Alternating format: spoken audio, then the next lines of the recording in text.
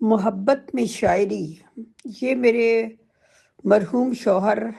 راحت نسیم ملک صاحب کی نظم ہے۔ اس کے جواب میں پھر میں نے بھی ایک نظم لکھی تھی۔ تم سے مل کر یہ کھلا سب شاعری بیکار ہے،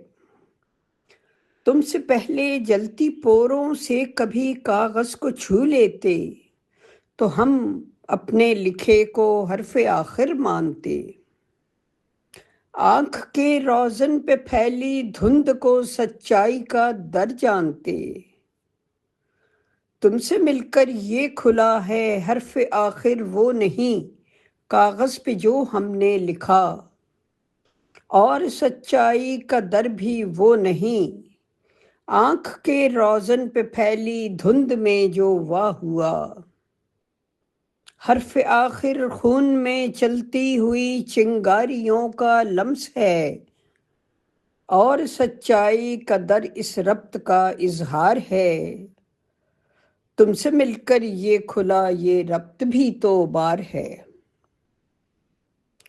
تم مگر وہ خواب پڑھ لو جو کھلی آنکھوں میں ہے، ہم مگر وہ حرف لکھ دیں جو ابھی سوچوں میں ہے، خواب کا آنکھوں سے رشتہ، حرف کا سوچوں سے ناتا، سب ہمارے درمیاں جس ربط کی روداد ہے، ہم مگر اس ربط کا اظہار کر دیں بھی تو کیا، جھوٹ سچ کا فاصلہ ایک دھند ہے، ہم تمہیں ایک روز پالیں بھی تو کیا، آنکھ کے روزن پہ پھیلی دھند کیا اس لمس سے چھٹ جائے گی، زندگی تلوار پر پنجوں کے بل چلتے ہوئے کٹ جائے گی، تم سے ہم کیسے کہیں جینا بہت دشوار ہے، تم سے مل کر یہ کھلا یہ سوچ ہی بیکار ہے، جان تم تو جانتی ہو شاعری آزار ہے۔ راحت نسیم ملک صاحب کی نظم۔ اب میں اپنی جوابی نظم پیش کرتی ہوں جو میں نے راحت نسیم ملک صاحب کی محبت میں شاعری کے جواب میں لکھی۔ یہ تو میں بھی جانتی ہوں شاعری بیکار ہے، مجھ کو بھی معلوم ہے کہ زندگی دشوار ہے،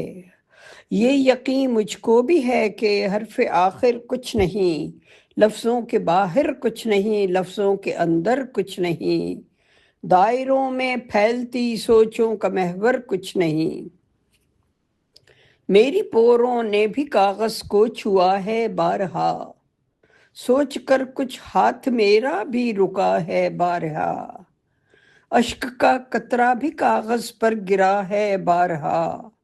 آپ سچ کہتے ہو شاید حرف آخر خون میں چلتی ہوئی چنگاریوں کا لمس ہو، اور سچائی کا در اس ربط کا اظہار ہو، اظہار خود آزار ہو اور ربط بھی بیکار ہو، جھوٹ سچ کے درمیان سے دھند چھٹ سکتی نہیں، اور محبت روح ہے ٹکڑوں میں بٹ سکتی نہیں، زندگی تو کاٹنی ہے لاکھ ہم چیخا کریں کہ ہم سے کٹ سکتی نہیں، ہم اگر ایک دوسرے کے ہو رہے تو پھر بھی کیا،